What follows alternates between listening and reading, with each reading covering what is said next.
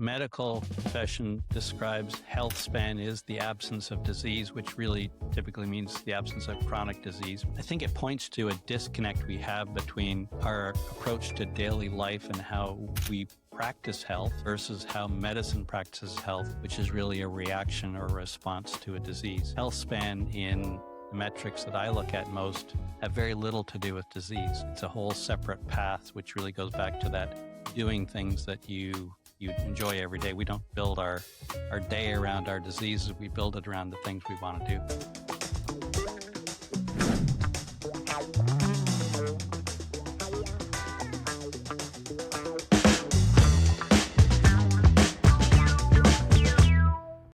Most people think living longer is the goal. But if you really pause and think about it, that's not what we actually want. We don't want more years. We want more good years. Years that we can move well, think clearly, stay independent, do the things that make life worth living.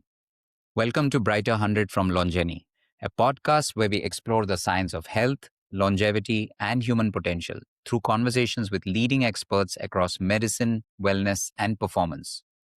I'm your host, Anil Casey, and joining me today is our guest, Professor Scott Fulton. Scott works with leaders, professionals, and organizations to help them extend their high-performance years, staying sharp and strong and independent for longer. He teaches at institutions like Northwestern University and is the author of Healthspan and Function. Professor Scott, welcome to the show. Great to be with you, Neil. Appreciate the invitation. So before we get into, me asking you many questions, I think I would just like our audience to know a little bit about you. Could you just give us a little bit of background? Sure. Probably the best way I've found to describe it is I'm a research engineer. That's a little bit different from a research scientist, and it's different from an engineer who's out building things. I tend to work a lot on the research side and data analysis, but then how do you bring that and apply to daily life? I'm very practical in the science that I have always studied, and I found my way to public health in a rather interesting and tortuous journey, but I absolutely love it. So you studied data science? Is what you've done? It just was right out of engineering. I went right into research, again, materials research. I just got used to doing data analysis on large, collecting data from many sources and trying to understand what's the data telling me versus I think a lot of what people face when, they watch programs like this is, and in research, it also happens where people do research and they build data to prove or disprove a theory. Most data is generated to prove a theory, certainly in commercial research, because they're trying to get funding or some approval. So they're looking for ways to validate that whatever they offer works. I'm much more, let's just find as much data as we can and honestly say, what is this data really trying to tell us versus I'm not trying to promote any particular view on anything. So how would you define Healthspan in a way that actually makes sense in real life? For almost everybody I talk to, it comes down simply to the ability to do the things that you want to do for as long as possible. And in later life, the things you really need to do, because that now is where you define independence, right? Are you able to do the things that you need to do? And so those are the things that really matter most to people. And I think, we separate that from lifespan, which is kind of the longevity thing is really not defined anywhere. Lifespan is the ultimate number of years. But health span is that number that's what people are working towards. That's why they're watching a program like yours. They want to understand, how do I extend my healthy years? Why do you think most people still equate health with the absence of disease? To me, it's much more than just the absence of disease. So it's confused a little bit by the medical profession. So medical profession describes health span is the absence of disease, which really typically means the absence of chronic disease, because that's what dominates health in the second half of life. And so I think it points to a disconnect we have between our approach to daily life and how we practice health versus how medicine practices health, which is really a reaction or a response to a disease. Health span in the metrics that I look at most have very little to do with disease. It's a whole separate path, which really goes back to that doing things that you enjoy every day. We don't build our day around our diseases. We build it around the things we want to do. That's an interesting point. So what you're saying is, look, if I'm healthy, I should be able to do what I want to do. That's the ultimate goal. And for as long as I want to do. Right. You could look at I think a good example would be heart disease. Right? So we know heart disease is the number one killer and number one cause of premature early death. But you can still do a lot of things, live a very active life with heart disease. So the fact that you have heart disease doesn't necessarily mean that your quality of life is poor. There's many things that we can do and live a good life. So that's where I think the disconnect happens, where we confuse what the message that we give people around health sometimes and what health span means. Okay. That's interesting because in that case, can someone be healthy on paper but still be functionally declining? Absolutely. Right? Because we're talking about quite different systems. So what one is again the disease-based system and the other is a functional system. Okay. Can you just elaborate on that? How does it work? Right. So we get both extremes of people who have, in theory, they have great biomarkers. And it might even be despite what we would view as a high risk lifestyle in terms of the sedentary, they don't eat particularly well. And yet, by the biomarker standpoint that we use, they're actually pretty well. We've got fairly wide bands of what we call healthy in the biomarker world, and but yet they're not muscularly very strong. And so as a result, and they're not agile, they don't work on balance in terms because they're not particularly mobile, so inevitably their balance is poor. That will accumulate into later life and accelerate faster than a disease may accelerate on them. Right. And then you get in the functional world, what's a little bit different, I think, is you can have one aspect of your function declining earlier. And so the example would be you had a fall and Right. suddenly now you can't do all the other things. So you now get this snowballing effect, which, that's a northern term of this accumulation of issues now that bring on far more dysfunction around the functional aspects and now opens the door to disease to start to move in much more quickly. So what happens, that's the physical aspect, but what about things like, your mental aspect? For example, am I as sharp as I was when I was in my 20s? Am I as quick and even being quick-witted like how I was in my 20s? Am I going to be that quick-witted as in my 60s or not? Is that also a decline, or how would you define that? Right. So we can look at all of these functions as they're going to operate on some kind of a trajectory that will, I'll say, nominally peak in our 20s and nominally go through some decline over the course of life, say between mid 20s to mid 70s, and then start to decline faster.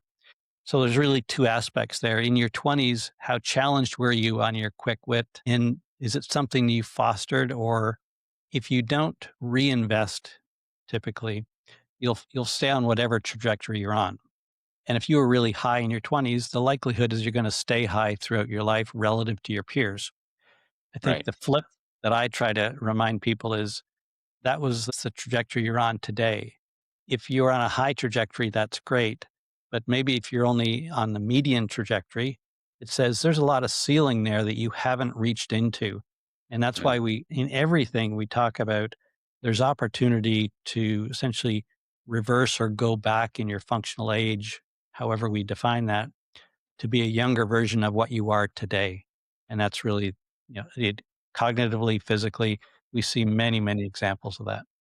So do you think we are missing out a few more markers? You mentioned the fact that yes, we are measuring biomarkers, but things like balance and muscular wellness and so on. So are these markers, do you feel that these are something that should be measured but are not being measured? Or is it something that we should not be measuring? So yes, for sure we should be measuring. And the reason why I say it is because that's the high value we associate with Healthspan for most of us that we're not measuring. Biomarkers aren't really what we call Healthspan. They're more disease markers. What would be health span markers?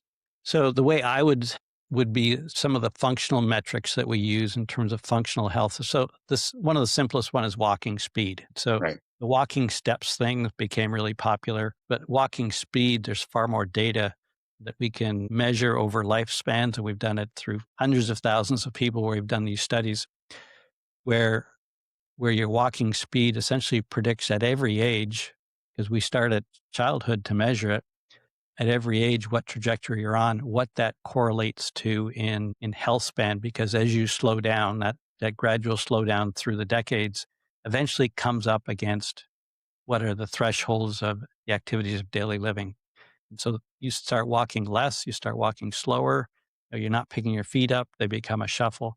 These are the things which you can clearly see you're on the runway towards the end of your health span. We can see that runway decades earlier, and no one's measuring it, which is just astounding. We don't measure it until they're at threat, right? So geriatric measurements are, we're trying to assess, is this person now safe to live independently? That's the time we step in. Well, that's decades later, and all these things are things that, many of them are things people could be doing on their own. You don't even need a doctor to do it. And these are being measured at a time when it's already late. Already late, or you're injured, right? So if someone's injured, how do we get them back to the norm? Well, that's the reference point, but nobody's paying any attention to the norm, or that normative population that could be using this data as well. So, where do you see the biggest gap today between how people feel and what the reports tell them? I mean, I've seen this many times. People say, "Oh, all my reports are normal," but then you look at them; they're like either fatigued all the time, or they just lack the energy of life. So, where do you see that gap? I think it comes back to what you were alluding to earlier. It's this, are we measuring and reporting on the right things? And I think that's, like, there's this disconnect between, say, people get a bill of health or a bill of good health from their physician. So I'm good. My doctor says I'm good, so I must be good. With things like fatigue is a great example. We're not very good. We're not very good at measuring our own level of fatigue because we carry it with us every day. We adapt to whatever our environment, but we also adapt to things like fatigue. Eventually, we forget what energy feels like.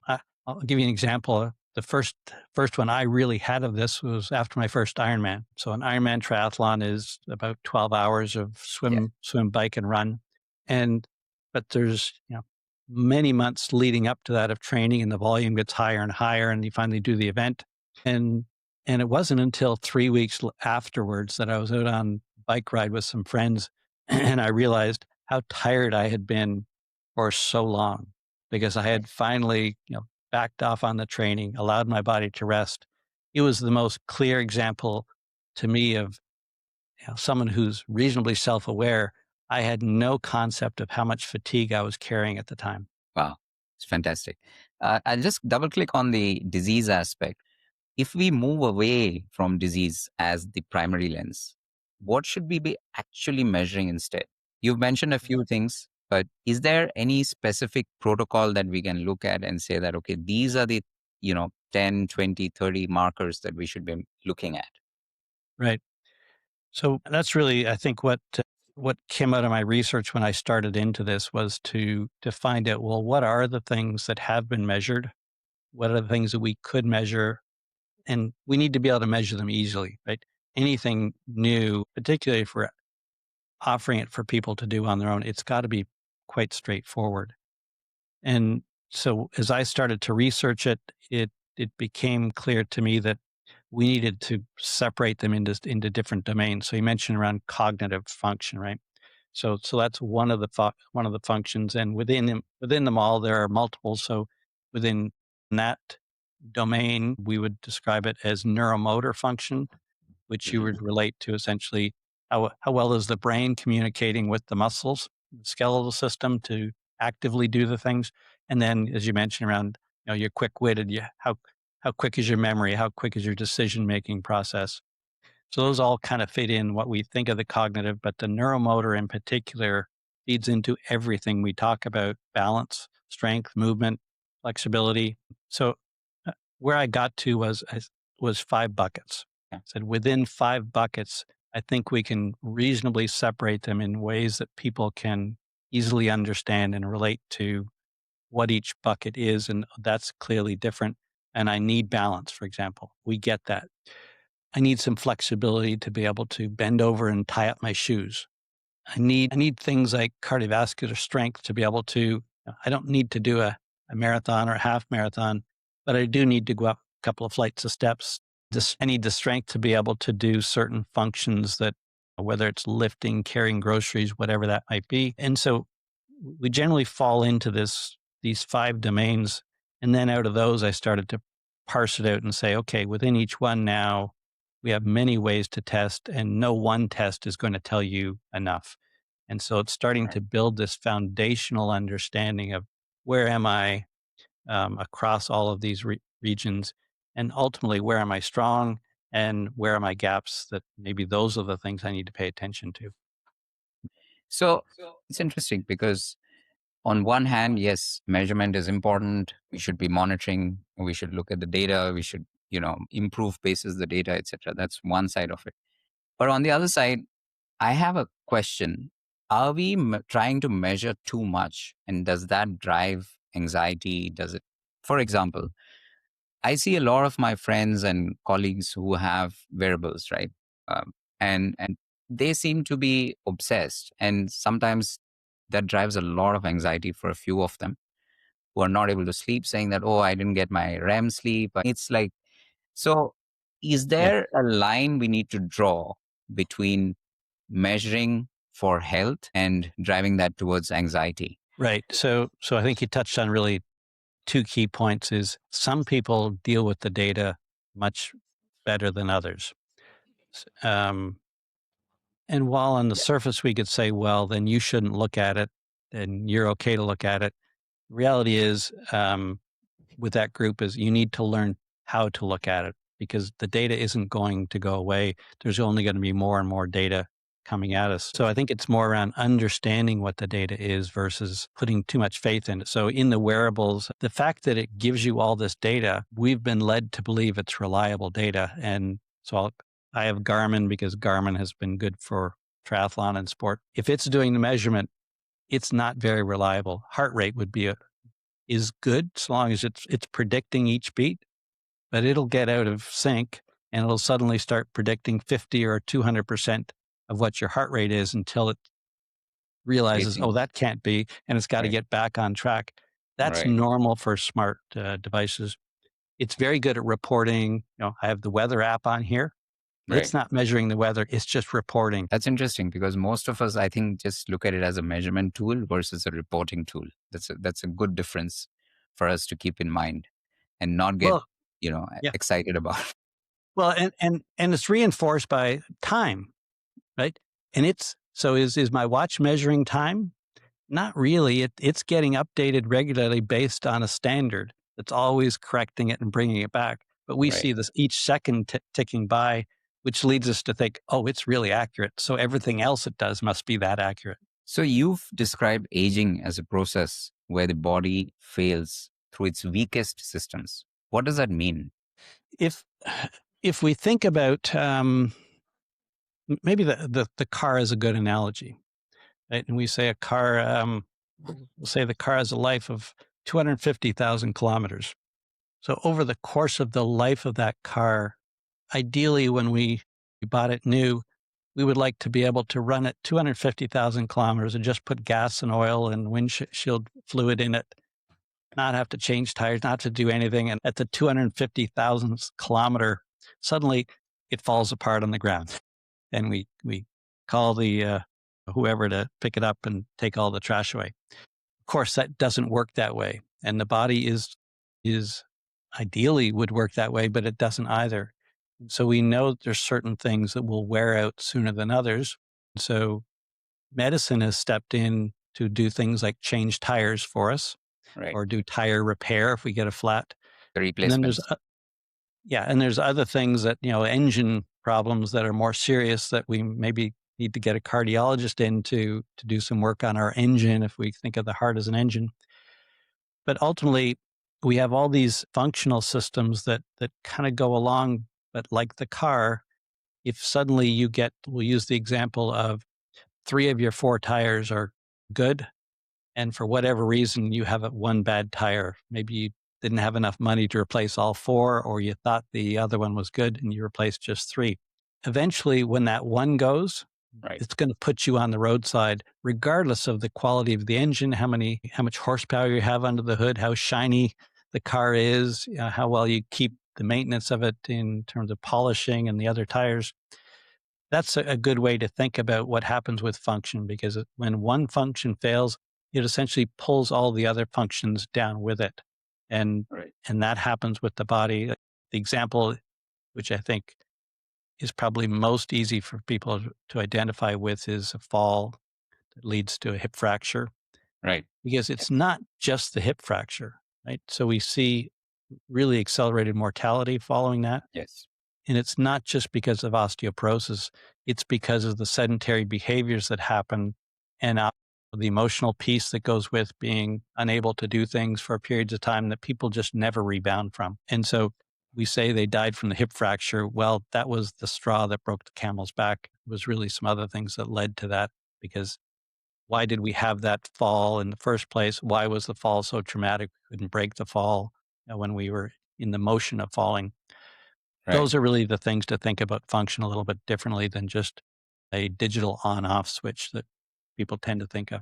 So, if I'm hearing you correctly, health is not an average, right? But it's determined by the weakest link that you might have. Would that be a right way to put it? Right, right. So if we go to the example of someone who's a runner, okay, and I see this all the time with people who are very into fitness. As soon as we start to talk about function, they can't wait to interrupt. Say, oh, I go to the gym 3 times a week, right? Because they know that as fitness as an input. We don't actually measure output to say, well, how am I doing on these functional domains that I should also be doing well. So we're not going to if your cardiovascular system is very strong, what's the likelihood of that being your limiter in later life? Very low. It's pretty obvious when you stop and think about it. If you're quite strong muscularly and you enjoy doing those things, is that going to be your limiter? No. But yet we seem to think that the more we do of the things that we're good at, the longer we're going to live healthy. In reality, stop and think about it. Of course not. It's the weak link that's going to get us into trouble. And you could say I'll just use the balance example. People the extremes here now would be the bodybuilder who, physically looks very big and strong. They typically have very poor balance and very poor flexibility. And, and if they now also have some decline in their neuromotor system or the cognitive function, here's the thing I think no one talks about because we know strength is important, but it relies on the muscle getting the signal. If Right. the signal doesn't get to the muscle in time to respond, no amount of muscle is going to help you prevent you from falling. Right? So the signal starts in your proprioception. True. Did you actually sense balance to even begin to process a decision to try to now break the fall before or arrest or mitigate the fall somehow when you hit the ground? So these are the pieces that I think, if you stop and think about it, are actually pretty obvious for people. No one's just ever stopped or explained it to them that way. Right. So, essentially, what it means is if we have 10 systems or 15 systems that we look at, we got to make sure that all of them are functioning at an optimum level and not have some of them working at super optimum and the other maybe one or two just like below, well below normal, right? So that would be one way to prevent it. So do you see aging as gradual decline or more as a systemic failure? I would answer yes, I think, to both, right? Because we have so many systems in play, and so many systems all communicate with other systems in the body at different times and different moments. It requires a systemic approach to health, I think, is maybe different. We tend to want to make everything black and white. People ask me, well, what's the one thing I should do? Right? Mhm. As though any one thing is going to make that much difference because any one thing in the body, homeostasis drives you back to whatever you were yesterday. So we've got to Right. have some system in place to try to move homeostasis of where you were to where you're trying to get to. So there is decline. There's no doubt about that. The question is, how are you managing decline? And that's really a systems discussion. Right. So we talked about systems. What are the most common weak links you see today? Is it metabolic health, muscle loss, cognitive decline? Which of these would you say is the most common weak link that we see? Certainly, metabolic health is probably one, if not at the top. I'm always reluctant to, again, to say what's the one thing because, oh, I don't have metabolic issues, so I'm Yeah. okay, right? Because that's what Yeah. we're all looking for. I'm looking for the I'm okay. And what happens with metabolic health is partly because what it's associated with is associated with kind of what we would call low quality lifestyle habits. And so it's not just the metabolic health, it becomes self-fulfilling because we get less sedentary as we start to feel, less energy. But that's probably, the certainly all of the processed foods particularly play into that quite well. And again, with that is people have largely lost the ability to cook themselves, right? Yes. In my era, we grew up with making casseroles, which were all largely made with whole foods, a variety of whole foods to last, for either, a couple of meals and things. And even that today, I've carried that forward and I've come to learn there aren't many people who do that anymore. They're used to, I'm hungry, I want to go get something to eat. That's the Yeah. timeline from the decision to execution, which sets you Definitely. up for some significant challenges. It's just harder to eat healthy with that approach. Yeah, it's all DoorDash now. So, like, Right. yeah. So you mentioned metabolic health. Why do these weaklings often go unnoticed until they actually start affecting daily life? Well, their body is so good at masking so many things, right? You break a bone, that's easy, but there are many things that just happen so slow, which is, again, I think if we think about health in really the acute and the chronic states, acute health is really easy. You get a head cold, you get allergic symptom to something. It's an acute response. That's easy to identify. It's usually easy for medical professionals to address, at least understand. Chronic conditions happen much slower. They happen over decades. And again, what that conversation we had earlier around fatigue, we get used to things.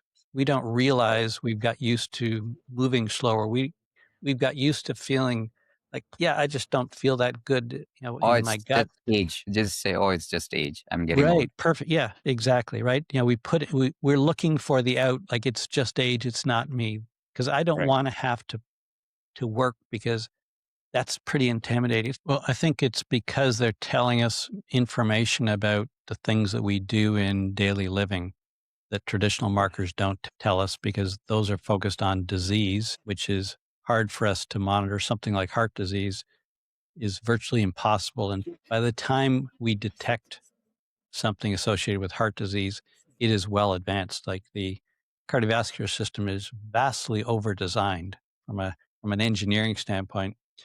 And the validation of that would be we wouldn't even consider an intervention until an artery is at least 75% blocked. And even then, the likelihood of having any symptoms is very low. So things like strength, am I going to be able to go upstairs and do the things that I want to do? Ultimately become really important. And again, we can predict those decades earlier because we have the data now. Okay. So how does that work? Let's say somebody in their 40s needs to check whether he's on track to be physically active in his 70s. Is there a way for us to gauge? Obviously, based on his current status. Right. So there are a number of longitudinal studies that were done really over the last 5 decades or so, and that's what I reached into with my research was to look at what are all the standard functional measures that we do on adults, trying to trying to understand again where is normal for any given age, and when are you at risk of disease or frailty or whatever it might be at any age. And so out of that data there is the ability to analyze, and what I did was to say, let's take any one. So let's look at a standard functional test would be what are called Right. chair stands. So if you're sitting in a chair and standing at any given age, whether you're a male or female, we can tell you what the median or the average is for your demographic, and we can go in every 5-year increments. And what we would see is we would see a gradual decline, which is again somewhat normal. But what I think is most important is, are you in the median? Are you average? Or are you above or below? And if I now step back and use that example and say, what we talked about at the start was this health span, lifespan Right. gap. Which am I on track for? And so we can look at it and say, we know where that threshold is, or chair stands. If you're unable to get up a certain number of times in 30 seconds, we know now you're at risk of activities of daily living. You're at risk to live independently. And knowing where that endpoint is, and we can put that trajectory on it. Now I can tell you that if you're at median, you're probably not on track for the health span that you want, and possibly not on the health span trajectory that you Right. want to be. So what would fifth percentile? And that's really the number that I break it into to say, if median is where you are, you better have low expectations, or you'd better adjust your expectations or get yourself off of median and up to about fifth percentile. Don't need to be anywhere near the top. This isn't being athletic or doing anything special. It's really saying, I need to be above average to get above average outcomes, right? So if you want the most, don't expect to do the least. Life doesn't work that way. But we can now define that. And that's what really my research was, to say, look across all these 5 domains, function of doing the things you want to do. Am I on track to continue doing them? And to what age is that realistic? And that's data that I didn't make the data. A lot of clinicians generated this with hundreds of thousands of subjects. All I did was start to understand, what does that data tell the healthy population that for whatever reason, no one has thought to tell Right. them before. So you mentioned chair, sit, stand as one of the metrics. What about things like grip strength? Where does that fit into this? Right. So grip strength is one of, I put 44 of them in the book, all examples. Grip strength is the only one you'd actually have to buy a dynamometer for. There's a proxy for that. You can just do a Right. dead hang would be another one, which is in a playground. The idea is all of these are proxies for other things as well. So grip strength is one that's really popular in clinical settings because it's so Right. quick and easy to do. It takes 3 Yeah. seconds. Here, I'm going to hand you a dynamometer. I've got one within reach here almost. Squeeze as hard as you can for 3 seconds on this hand. Squeeze as hard as you can for 3 seconds. They write it down a number. Boom. Okay, and I Right. get reimbursed for that. So in a clinical setting, that's a great Right. test. Doesn't work so well at home, but there's a lot of data, and so we understand that grip strength correlates with better health because it says the likelihood that you sat there all day watching television and drinking beer and just doing this with a grip Yeah. strength is not Right. likely what you do. Right? What it says is you're active. Maybe you're rock climbing or you're carrying things. It associates with lower body strength and Right. things. So we have to be careful how we interpret these things, but ultimately we want to be high in all these areas and not get too hung up around what does that grip actually mean? Well, it means a certain amount, but on its own, none of them are particularly helpful if we're only looking at Right. one But thing. if someone is, we've discussed this, and I just want to close out this section on that, is if someone looks fine on paper in terms of their biomarkers and, all the rest of the standard healthcare tests, how would you ask them to, or rather, what would you ask them to do in order for them to be able to optimizing their health span? Well, I think you could look at grip strengths or any number of things to say, what are you testing Right. functionally? So you're making some investment every day. What are the outcomes those investments are associated with? If your investment is simply, I'm going to eat right and I'm going to take my blood labs for my doctor as a check mark that I'm done, you're likely going to be in for a surprise, because eating right is only one of many things you want to do. That on its own isn't going to give you great health span if you don't have the functional ability to do the things you're expecting to continue to do. The fact that you can do them now doesn't mean you're going to be able to do them easily or even potentially at all in your 70s or Unless you're able to work on it continuously, right? That's what you got to do. right. So it goes back to, which is really what when I started to do the work on function, it answered 2 key questions. Again, going back to the run thing. If I'm planning to run a half marathon, I know from my training what my pace and heart rate is. and I can see it progress as my fitness and my training improves as I approach the race. I can predict with high certainty that my race result will be within a quite narrow band. So why can't we do that Right. with health? And so I could argue because we're too busy thinking that the color of our laces or the type of running top we have on our running bra, whatever, are the things that will determine our outcomes. They're all important, perhaps, but lace color. We're not Right. measuring the right things. So we've got to measure something that we can predict an outcome. And that's really what I think, when I talk to doctors about it is people don't know where they stand. And if you don't know where you are, how can you possibly assume that where you're going to get to is going to be where you want? Like we wouldn't manage our finances that way. Just keep putting money in and trust me, you're going to have Right. enough later.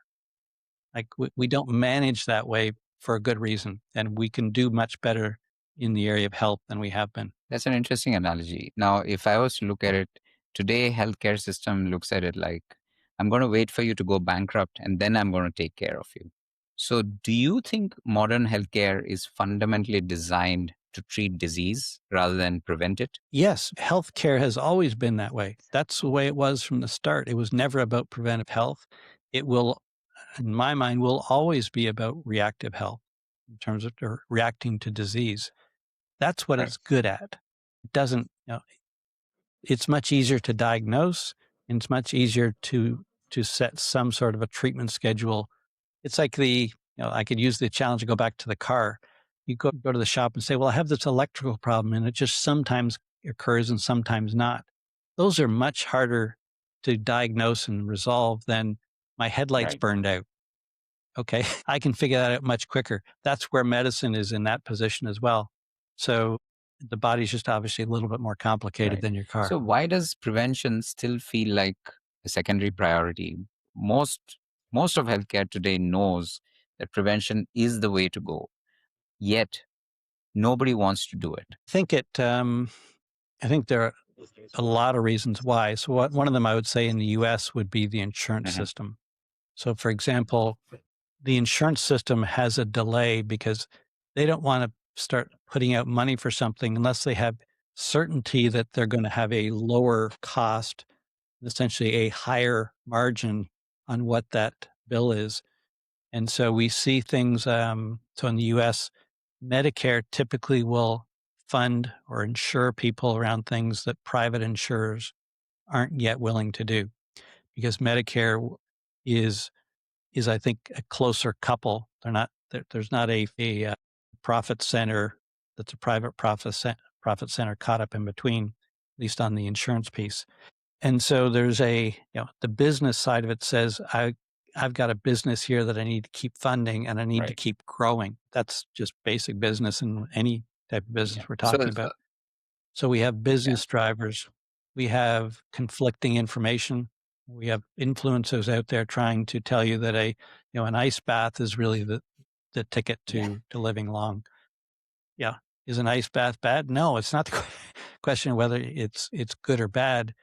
That's so far down the Right. list of things that will add up to meaningful outcomes, right? And so and again, we're attracted to what's new and shiny. And is a $200 smartwatch any any good or better than With a 5,000 $500 features in it. smartwatch? Yeah. Yeah, of things that you will never look at, probably not much difference. And so maybe an old analog watch is really going to keep you focused on the things that you should be looking at. So we are distracted by so many things, and that is clearly the challenge today. Is and that's what most of my students are looking for. Is like, I'm just tired of all the noise. Just tell me the stuff that's deeply rooted Right. in fact. Get 80% of it right, and then play around with the last 20%. But if you don't have the 80% right, then what are you doing? Because you're just bouncing from one idea to the next, and you'll see they'll follow, and every time you talk to them, they're on to the next best thing. Yeah, I tried that and it worked for a while, but then after Right. whatever, because again, the body adapts to whatever it is. We look at diet would be a great example. They tried something for a while and they felt great for a while, and then a few months later, practically wasn't Yeah. possible. They started to have some other symptoms, even though the biomarkers got better. Now they started to get worse. And Yeah. these are the things they just keep bouncing around looking for an Right. easy answer. So you mentioned lifestyle medicine. So how do simple factors like diet quality play a bigger role than most people realize? And why do they miss it? Well, I think we talked earlier, there's a convenience factor. We've got used to getting everything as soon as we have the Right. inspiration, we want it fulfilled, right? So that can mean as simple, I'm going to the fridge to get or the pantry to get a bag of potato chips or whatever it might be because I think I might be hungry. Not sure, but we'll see if hunger, if some eating helps me feel better, or I'm feeling poorly, and so I'll eat because I'm feeling poorly, and lots of reasons around that sort of behavior. We've lost that ability to understand what whole food is and recognize what whole food is and why, what role that plays. And I think again, I go to the confusion we've had, in the diet space. Like, how many diets are out there now Oh for yeah. people to pick from? I've got a matrix table I did for my class that actually my wife prepared, and it is Yeah. absolutely ridiculous of all these diets that people have come up with, and even modern diets put out by, I think people clearly well intended. They've taken the Mediterranean diet and they've got, their version of it. There's probably half a dozen versions of the Right. Mediterranean diet alone, which is generally the best known, the Mind diet and the Dash diet, Right. as though people can actually follow something even more prescriptive than a Mediterranean diet versus if you eat whole foods and you kind of understand some common sense, right? We have a belief system that wants to celebrate or the extremes or media's headlines that want to celebrate that, like Yeah. veganism. What does that mean? Well, who do you talk to? They have different meaning of what that is, right? So we have these labels we Right. want to put on things, and we have different interpretations of what that means. And the reality is, all the extreme diets are very difficult, and they tend to come Right. with risk. Versus essentially around a variety of whole foods is actually a pretty reliable way to go if you can manage an appropriate quantity. Fiber being one of the most critical ingredients. Essentially, it helps regulate a lot of things. It's hard to eat a really bad diet and a lot of fiber at the same time. So yes, because fundamentals, you mentioned fundamentals. So when you look at the fundamentals, there is a certain quantity of fiber, there's a certain quantity of protein, there's a certain quantity of carbohydrates, and there's a certain quantity of fats that you got to eat. So I don't think there's anybody who would not know this in today's day and age, or at least a majority would know about it. But yet, most people don't do it. Of course, we know it's convenience, it's temptation, it's fad. Like we talked about diets, you mentioned the fact that most of these diets are extremes. And the other problem with the extreme diets is also the sustainability of it, right? While yes, certain diets do prove to be very useful in certain situations, like for example, I think keto has done very well in certain situations, especially for cancer recovery and for brain health recovery, etc. There's significant amount of impact, but to an average person, what would you say is the route that they need to take to ensure that their nutrition is well taken care of? If I wrote about this in WellSpan, what it was really, I think, the simplest approach I could possibly come up with, and I haven't seen anything even close in terms of simplicity, was really focus on quality of food.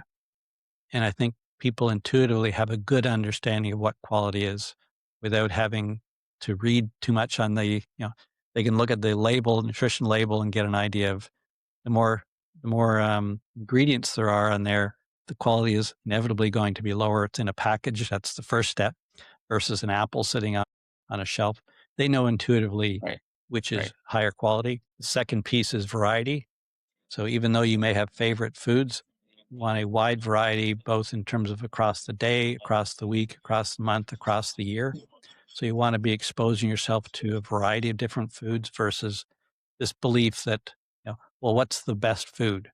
There is no best food. The best food is a variety of high quality food. And then so those two elements, if you can choose quality and variety, everyone has the education and the basic knowledge to be able to do that. And then the only thing would be to pay attention to on that is, are you getting enough fiber? If you can check all those three for anything that's offered in front of you, you don't need to know a whole lot more about food. You may not be getting the very best, but you're going to have eliminated probably 90% of the challenges that most people Right. struggle with. You mentioned nutrition at a very basic level, saying that, look, you got to eat the right things, whole foods. What are the long term consequences of ignoring these basics? Well, the eventually, go back to the car analogy, right? The wear and tear going on inside your body is inevitable, even in the best state. Feed it the best foods. That is aging. It's the question of how fast is it aging? If I take the car and I put it down by the seaside, and I get salt water sprayed on it every day, versus if I'm in an arid climate, 1,000 kilometers away from the seaside, all else being equal, that car in the seaside is going to have a pretty short life because we've exposed it to a lot more damage or environmental damage.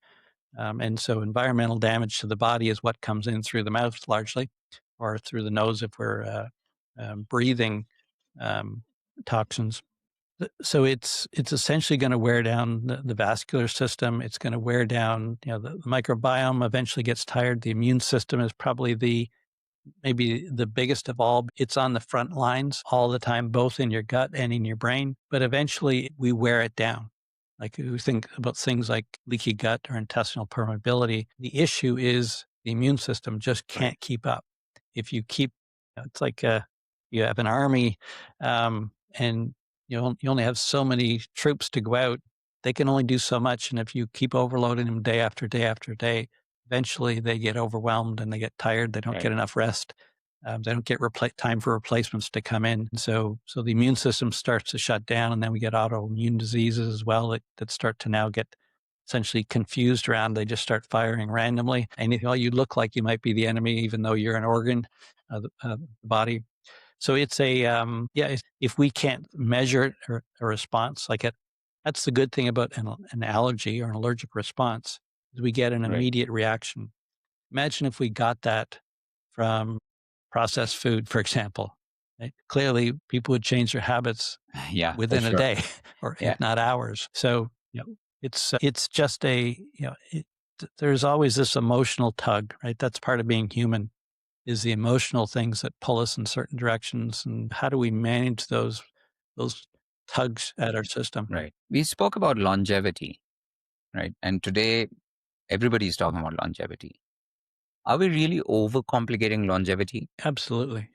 We've got distracted by all of the tweaks, all the biohacks that people have come up with, that things like mice studies that show things of interest, but we don't really understand why that study actually was positive. And I think there's even people who are belligerent about their habits and they know they're bad. There's this, but it's my Mhm. right to choose. Right. Right. There's a lot of that. And then you're right. It's your right to choose. I'm just not sure that it's my obligation to have to fund it with my tax dollars to save you from yourself. Yeah. But we don't want to have that discussion in political arenas. But you'd probably better have medical advice on that versus just trying to do it Right. on your I own. think one of the other challenges with fasting is, especially if you're over 40, with long term fasting, is the loss of muscle, right? And that brings its own challenges. Right. Right. Yeah. I think the thing, one of the most powerful things of fasting, which I suggest to people, is just breakfast is, if you eat 3 meals a day, for example, is occasionally don't eat breakfast or don't eat a supper or meal, more from the standpoint of taking control back. Like you control the food doesn't control you. So it gives you the power to now feel more strength and ownership over the food and when you eat. And if you just kind of, well, it's whatever, it's feeding time, then I must be hungry and I'm hungry because that's the way the body's been trained. To break that cycle a little bit can be more meaningful than any actual medical benefits or health benefits Right. in the short term. With respect to longevity or health span, I break it down into two parts, right? There's the foundational level and then there's the optimization level. How do you think about the difference between foundations and optimization? Right. So I think a lot of people jump to optimization, kind of what I was getting at earlier, and they don't have the foundation in place. It kind of goes back with the way I wrote about it in Function. Is there's the 50th percentile, which is the average, which are kind of all over the place. there's the 75th percentile, which says, okay, now I've got a good foundation under me and I've got some areas that I'm optimizing. If I want to get to 90th percentile, now I'm truly optimizing, but I better know what I'm optimizing and have an ability to really measure that. So the biggest mistake I think is people just get too hooked on one Right. idea. And and fasting was a great example you just brought up, right? That fasting Yeah. is a cure-all. No, it's just one of many things Yeah. on its own. So, do things like supplements and biohacking create a false sense of progress in most people? I think most people take them as insurance. They're taking it as a belief that if I take this, that there's good data to say that I'll have a lower risk of heart attack. Probably the most common one. Um, because we know that the data just isn't there because it hasn't had the rigor that pharmaceuticals go through or just the number of exposures. So, you mentioned that most people know what to do, so they don't do it. Or rather, most people know what to do, yet they don't do it. Is this more about motivation or is it the systems? So I'll challenge that a little bit. I'll say there's a lot of people really don't know what to do. If we can kid ourselves when we're in this health Right. space to you and I can have a conversation and we know that the basic level of Uh-huh. understanding is quite high. We don't necessarily have the same understanding. We don't necessarily agree on everything, but the level of understanding is quite high. I get people who really have very little understanding who otherwise should. They're intelligent people. They've just been consumed in other areas Right. of their life, like career, taking care of family and any number of issues that cause that. Where I come back to it is, and this is again the engineer stepping up and saying, what outcomes are you looking for? Look late into life and say, whatever role models you might have that you would say, I would like to live a life like an aunt or an uncle or somebody. Say, okay, so let's design that. We'll Hmm. reverse engineer. So if you want that to be an outcome, let's start making decisions that align with an outcome versus a decision based on, oh, I just heard this podcast and this guy's really up on this thing. And like, I can't believe we should all be doing that. Why aren't we all doing that? I'm going to start doing it now. I'm going to tell all my friends. And then the next one comes along. And So we keep so, jumping. but ultimately, if you get a long-term plan, decision making now becomes much easier. And I say, does this same information, I process it differently. I'm going to make a decision based on, does this align and support with my long-term plan? And can I validate it somehow? It's interesting what you just mentioned. So what you're saying is, look, we might believe that there's a lot of awareness among people about what to do, about prevention. But what I'm hearing you say is that there isn't enough awareness yet. Would that be right? Right. So they're aware of the noise. So I teach adults and I have classrooms full of very intelligent adults who know surprisingly little about several Hmm. areas of health. They're interested because that's why they're coming to my class and they're coming with some information. They may be there because they have some diagnosis that has caused them to say, wow, I didn't know this. I want to learn more. It's now become really urgent to me because life doesn't, health education in schooling has gone Right. down, right? So it's not gone up. We don't have the best we have coming from our systems are things like guidance around dietary guidance, which have all sorts of influencers, and we don't agree on what True. should be on that guidance as well. So we spend all the time Yeah. debating what's in the guidance. And so as a spectator, well, I don't know what to believe. And so, when you guys figure it out, let Yeah. me know. And I get it. That's not an unrealistic response to the information that we've been given.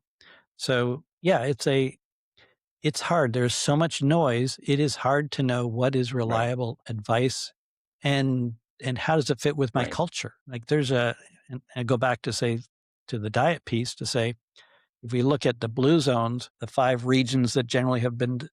designated with longevity, well, how do they eat so much differently?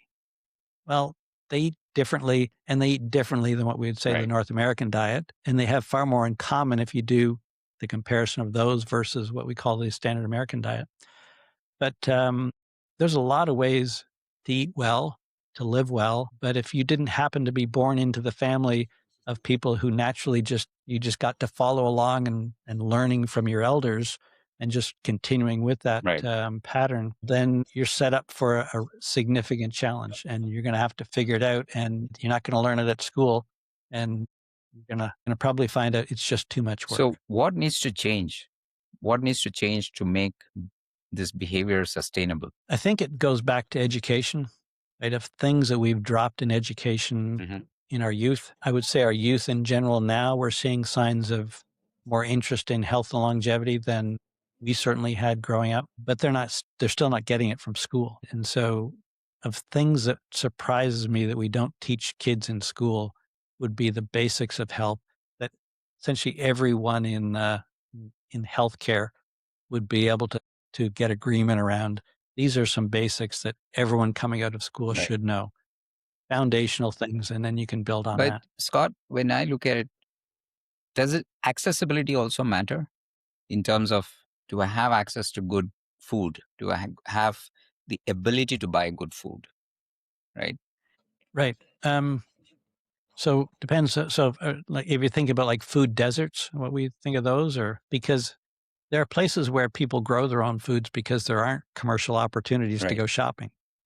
Their limiters are they also don't have access to healthcare if they're that remote. So that's their issue, but they don't have access to the drive-through food options either. Right. So there is if we don't create the demand, so by encouraging people or teaching them how to feed themselves more productively with the right food, what's going to pop up? The easy one, the quick and easy, right? So it's a market, demand and supply versus supply and demand.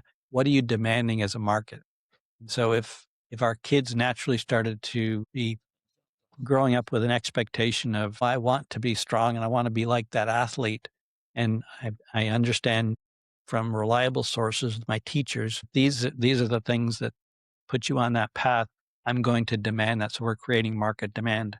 But without the demand, we'll always get the cheap Right. Talking alternative. about cheap alternatives, do you think a majority of the population might actually know what's healthy to eat, yet they simply can't afford to eat healthy? It's the behavior which needs to change, right? So, how do you see the way forward?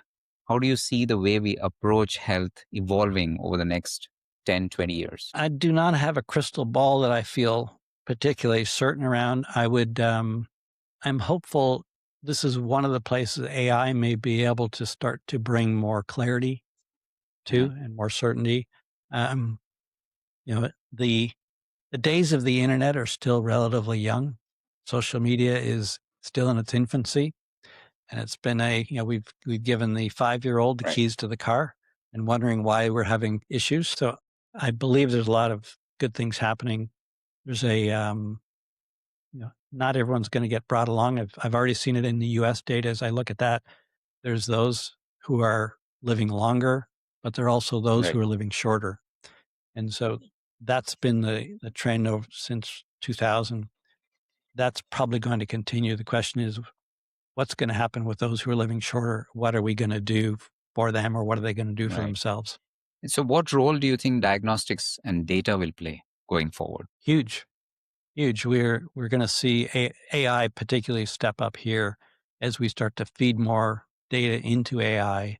We're going to be able to triangulate around diseases. We're going to be able to triangulate around these questions we have around diet and how individual is this diet for you versus someone else. So what we call precision health will start to become far More more personalized. accessible. Right. Right. Yeah. That's the again, to go back to that's what I did with the functional measurement to say it doesn't matter what the population is. Ultimately, where do Right. you perform? That's the thing you need to know.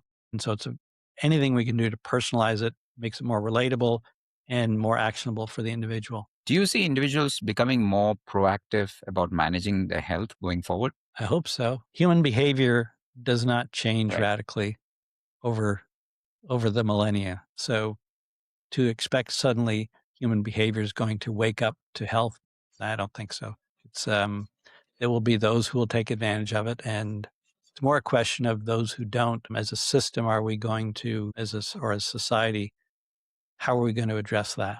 Right. What does a truly health span focused system look like? It has to be a holistic system. Again, it's designed around outcomes. We're trying to get that, I said at the top, that car to get 250,000 kilometers. I need to be doing some checks on the system on where I am to be able to get there. And so it's going to be the things around making sure we're limiting the risk of disease, but we're also making sure that we're fostering all the aspects of doing the things we want to do, which is the functional aspect that essentially is on you because this health system is unlikely going to pick it up. I'm working with doctors on implementing systems like that right now, but it'll be years before that gets to the level that it's going to have a measurable Right. impact. I find it funny because health being the most important thing for us, yet there is absolutely no outcome guaranteed, or rather, there's no outcome focused by the entire healthcare system. Nobody tells you, like, when you buy a car, you get a warranty, or when you buy anything, you get a warranty. But when you go to a doctor or when you go to a healthcare system, there is no warranty. It's just a hit and miss. So, Right. so I Right. And go ahead. that's what really, when I said, when I started right function, that was the driver is like, why don't we have this in health?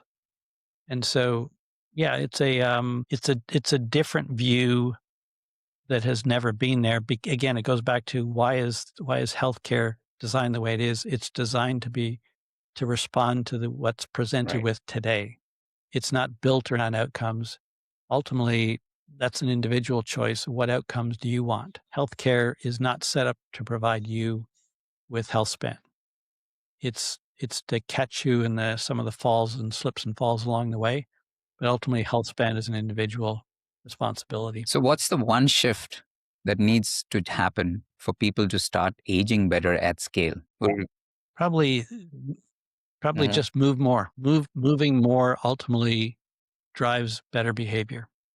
And it's not I'm not talking about, and you need to start doing 5K and 10K events and do big swims and things. The opportunity to move is vast, it's untapped. It's what we all agree this is what humans were designed to do. But that's the habit we have to break. Everything can't be easy. We need to be doing some hard things from time to time and be able to understand what hard feels like because it's actually kind of fun once you've done it. In the midst of it, or the anticipation of it can be a little Right. daunting, but it's ultimately a really empowering thing to Yeah, I do. think again it boils down to behavior. Ultimately, I think Right. that's the magic key that needs to be used to ensure that this happens at scale. Right. So we're almost coming to the end of the recording. So if you could put one message on the biggest billboard in the world, what would it say? It would say, what's your blind spot? What's your blind spot? What's your blind spot? What's the thing that's sitting there waiting for you to pay attention to that is going to undermine all the things that you associate with a Mhm. good life? And because the point is, there is no one knows the answer to that but you. You're the only one who can get at that, and you're the only one who probably cares about it at the end of the day. And yours is unique. It's not like anyone else's. And so this like doing like your neighbor or your friends or your sister isn't necessarily what's best for you or what your vulnerability is. But if you could just fix one thing, what would you choose? You would say, well, I'd like to know what my blind spot is. What's the thing that's waiting for me? The landmine that's sitting out there that I didn't know about. But if I knew about it, I would do something. I would do a So different does it path. boil down to awareness? Yeah, because you will build awareness. If you care about your blind spot, you'll go on a journey to understand what it is, and you will build awareness in the course of Right. doing that. What's the one belief about health or aging that you've changed your mind about? That we have more capacity than I ever realized. I've seen so much happen with adults who have been able to raise their game significantly. They have, and even I'll use myself as an example. By no, wasn't my intention at all. I was training for the nationals last fall for half marathon. And I realized well into my training that I was already beyond where I was in my 40s in terms of my personal best, and I was able to podium some Wow. races back then. And it said like, and I'm not training more, I'm training smarter, I think, but I've also had the benefit of years of doing it. And it was like I had no idea I can tell you that it wasn't until my 40s that I got moving really. I had no idea I had this capacity, and it just, I've seen it happen with many other people. I didn't expect it to happen with me because I was doing Ironmans in my 40s. Uh, but it just has been reinforced in so many places. We have radically underestimate our capacity to be higher performing humans than we Right. realize. If you could give your younger self one piece of advice about health, what would it be? Get moving, keep moving when you come out of your teenage years. I used to love riding my bike. And again, in my 40s, instead of buying a Mhm. convertible, I bought a bike. And it was probably the single biggest decision that changed my life. And it wasn't, again, not that I was pursuing health, I was pursuing what's fun. And so there's an element of like, be a kid, play like a kid, be active like a kid, find, the games we talk about with developing cognition in later years are the same types of games we Right. played as kids. So why did we forget playing like kids? There's a lot of value. Kids know a lot Oh, more yeah, than they we do. do. Yeah, yeah. But when you do rediscover it, it's actually Yeah, I'm quite sure. liberating. Scott, this has been a deeply insightful conversation. What really stands out is this: health isn't something that suddenly breaks, it's something that gradually declines, often quietly, often unnoticed. And I'm so grateful for you being here. And the real opportunity that I see is not just to live longer, but how well you live, stay capable, and stay independent. Thank you very much for being here. Thanks. I really enjoyed the conversation, Neil. Appreciate it. Thank you for listening. Stay consistent, stay aware, and as always, stay brighter. This is Brighter 100 from Longeny.